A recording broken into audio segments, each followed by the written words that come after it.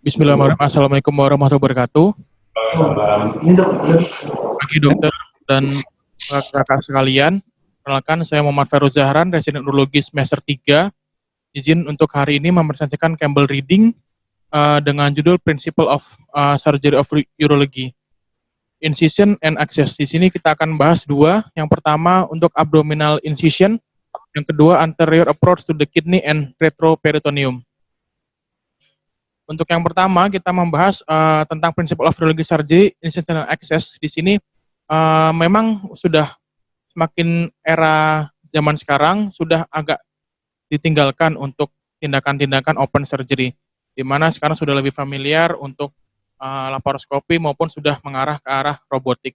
Tapi mungkin tidak akan kita tinggalkan untuk ke arah open surgery karena beberapa kasus pasti kita membutuhkan akses untuk mengakses suatu penyakit dengan menggunakan open surgery.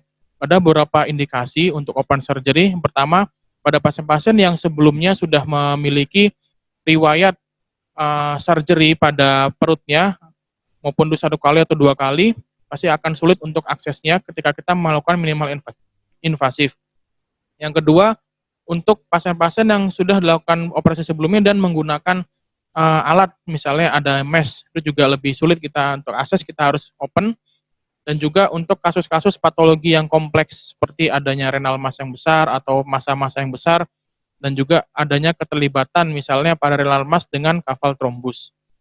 Nah, untuk spesimen yang besar seperti polycystic kidney dan untuk transplantasi dan retroperitoneal sarkoma, kita bisa juga menggunakan insisi approach untuk mengeluarkan jaringannya tadi. Jadi awalnya kita menggunakan laparoskopi, kemudian kita insisi untuk ekstraksi jaringannya tersebut.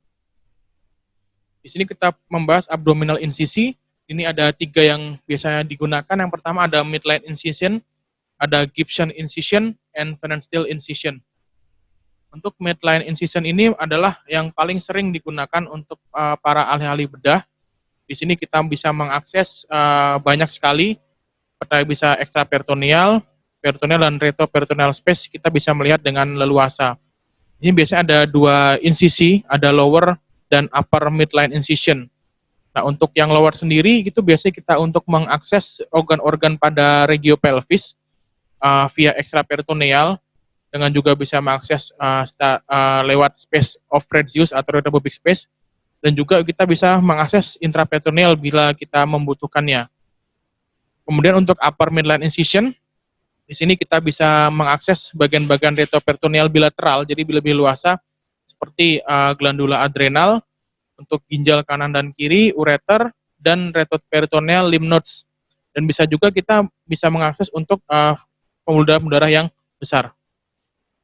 Untuk indikasinya, yang pertama untuk insisi abdominal ini yang untuk lower midline incision, pertama kita bisa pada kasus-kasus radikal retropubic prostatectomy, simple prostatectomy, pelvic lymph node dissection, radical cystectomy, partial cystectomy, diverticulectomy, enterocystoplasty, urinary diversion, dan extraction of specimen. Biasanya pada pasien-pasien post laparoskopi. Untuk upper midline incision, di sini kita bisa mengakses retroperitoneal lymph node dissection, dan juga bilateral simple nephrectomy kita juga bisa akses, dan juga resection of retroperitoneal mass. Di sini ada beberapa landmark pada abdomen. Di sini kita mengenal untuk abdomen sendiri itu di bagian superiornya itu kita bisa akses bisa dibatasi oleh diafragma, di bagian inferiornya kita dibatasi oleh apertura pelvis yang superior, bagian anterior yang bagian atas ini bisa berbatas dengan rongga torak, kafum torak, terus yang bagian anterior di bagian bawahnya atau di bagian depan atau medial itu bisa berbatasan dengan musculus rectus abdominis, musculus obliquus externus, obliquus internus, dan juga transversus abdominis. Dan di bagian lateral ada costa dan juga ada os coxae.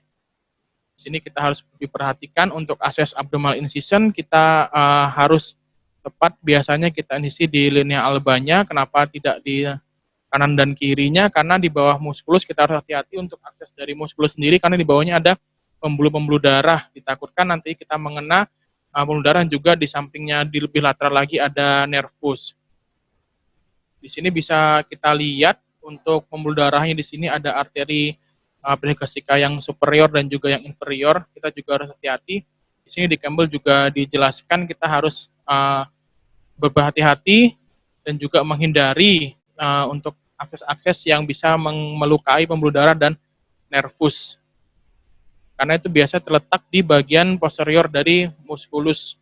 Di sini ada musculus yang di tepat di bawahnya itu ada molus rectus abdominis, di situ ada arteri pegastica yang superior dan juga inferior. Nah, ini untuk gambaran sendiri, untuk landmarknya sendiri kita harus cek di linea albanya tepat di tengahnya, dan juga jangan sampai kita lebih ke arah lateral untuk insisinya karena rawan cedera dan juga cedera sarafnya.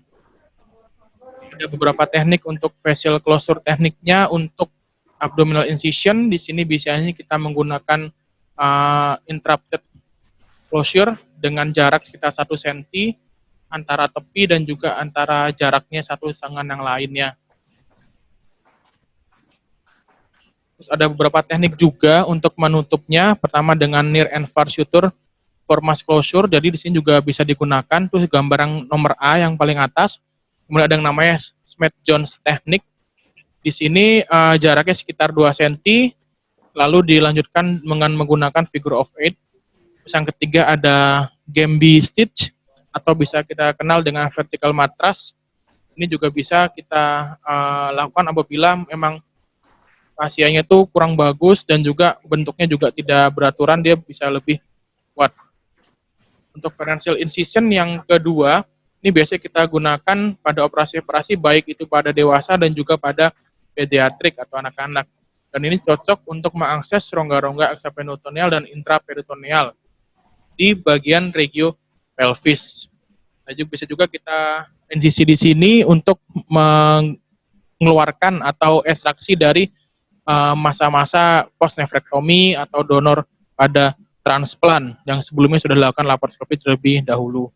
Dan juga untuk tingkat efek samping seperti herniasi itu lebih rendah pada pharyngeal incision dibandingin yang midline incision.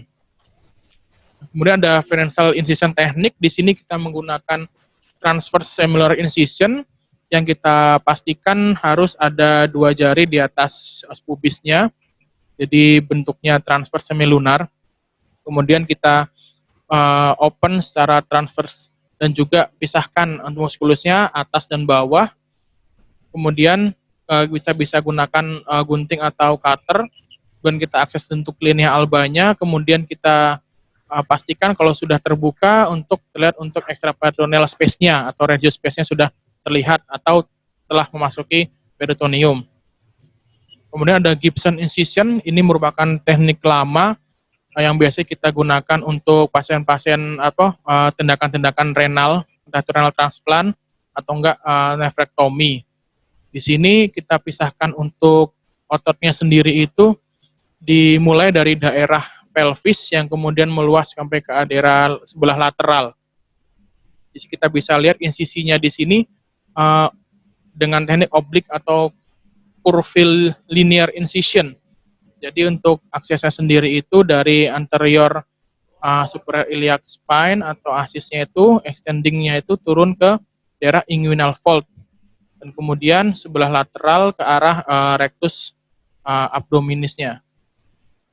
Jadi emang agak sepanjang dan miring untuk akses sendiri, untuk akses rongga-rongga pelvis. Dan mengarah bisa kita lihat untuk akses organ-organ pelvis, ureter bagian distal, dan juga bladder. Di sini ada beberapa teknik modifikasi, yang bagian atas itu yang normal, Gibson normal biasa. Kemudian ada namanya yang modifikasi logistik. Jadi kita bisa extend terus sampai ke lebih superior untuk lebih menjangkau area yang kita inginkan atau yang kita curigai ada sesuatu untuk kita lebih bisa eksplorasi. Kemudian yang kedua untuk anterior approach to the kidney and retroperitoneum, di sini bisa Kita lihat juga ada beberapa anterior incision. Yang pertama ada midline transperitoneal untuk yang nomor 1, yang kedua ada subcostal, terus yang nomor 3 tuh ada chevron, yang keempat tuh ada modified thoracoabdominal, ini thoracoabdominal yang modified, terus kemudian ada 5 ada transverse, dan juga 6 itu ada. Nah di sini itu ada open approach to the kidney-nya. Ini yang pertama ada anterior, ini midline transperitoneal, itu indikasinya biasanya pada pasien-pasien trauma, kita luas, dan juga keuntungannya itu dia itu bisa mengakses kedua ginjal misalnya untuk kanan dan kirinya. Terus ada subcostal, ini biasanya kita menggunakan untuk radikal nefropathia. Terus untuk chevron sendiri, itu biasanya kita bisa akses kita gunakan untuk bilateral renal mass. Untuk transverse abdominal sendiri ini biasanya kita digunakan pada pasien-pasien pediatrik, bisa pada Wilms tumor atau pediatric pyeloplasty. Untuk para median ini sendiri ini biasanya kita gunakan pada pasien kasus-kasus, dan ada juga tindakan untuk ke arah kolostomi. Untuk modified thoracoabdominal sendiri ini bisa juga kita gunakan untuk radikal nephrectomy. Dan juga untuk thoracoabdominal sendiri itu biasanya kita lebih mudah untuk mengakses atau melihat pertama rongga kemudian retroperitoneumnya, kemudian ada arteri-arteri besar, dan juga apabila terjadi bleeding kita bisa lebih mudah kontrol untuk aksesnya. Nah biasanya ini dilakukan untuk kasus-kasus tertentu, untuk kasus urologi yang kompleks, misal ada T4 renal tumor, terus ada trombus level 3, dan juga untuk large upper pole tumor juga bisa, adrenal tumor, dan retroperitoneal mass yang biasanya di bagian superior tapi. Kemudian ada thoracoabdominal incision. Di sini biasanya pasien diposisikan oblik ya, agak sedikit flank position di sini. Biasanya kita akses dari kosta nomor 9 dan 10. Nah, biasanya nanti di insisinya, nah di sini agak sedikit memanjang dan ke arah lateral untuk mengakses lebih luas daerah ginjal biasanya. Untuk chevron dan subcostal incision, di sini subcostal transperitoneal approach kita gunakan untuk mengakses untuk kidney-nya atau kelainan pada ginjal agar kita lebih mudah. Kemudian dimodifikasi di lebih luas lagi sehingga menjadi chevron incision untuk kita bisa melihat exposure yang lebih besar seperti itu. Di sini juga terlihat untuk garisnya itu untuk subcostal incision bisa dilanjutkan lagi menjadi chevron incision. Terima kasih dokter, mohon arahannya.